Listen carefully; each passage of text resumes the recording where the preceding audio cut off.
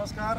आज मी खेड या नगरीमध्ये पोहोचलो आहे आणि भोसलेघाट पार केल्यानंतर मी रस्ता सत्याग्रहाचा 14वा दिवस आहे आणि मी अभिमानाने सांगेन की आमच्या कोकणामध्ये की नव्हे तर देशामध्ये अशी सोबत एक साथ आहे नागरिकांची की आम्हाला धर्मामध्ये विभागला गेला। आज मी हक्काने सांगतो की माझ्या सर्व देखील हिंदू धर्मीय देखील किंवा सर्व धर्मीय लोकांचं नाव मुख्तार दादा साहेब, आपलं नाव बेटकर साहेब। मग अशी सर्व धर्मीय माणसं ही एक रस्ता सत्याग्रह दरम्यान सोबत चालतात, सोबत साथ देतात।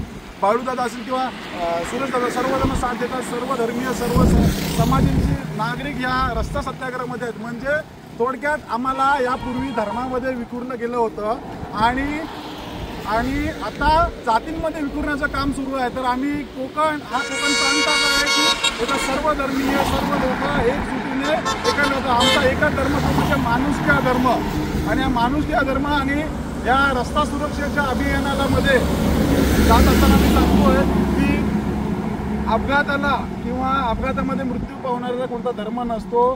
तर ह्या गोष्टीसाठी आम्ही संबंधित प्रशासनाला हे सांगतोय की दादांनो, हा आमचा महामार्ग मुंबई गोवा राष्ट्रीय महामार्ग उत्तम दर्जाचा चांगल्या दर्जाचा लवकरात लवकर सुरक्षित महामार्ग तयार करा, कारण की आता कोकण एकवटला आहे आणि हीच वाटचाल आम्ही पुढे करत जाणार। रस्ता सत्याग्रह हा संविधानात्मक मार्गाने चालू आहे। धन्यवाद। जय हिंद, जय महाराष्ट्र।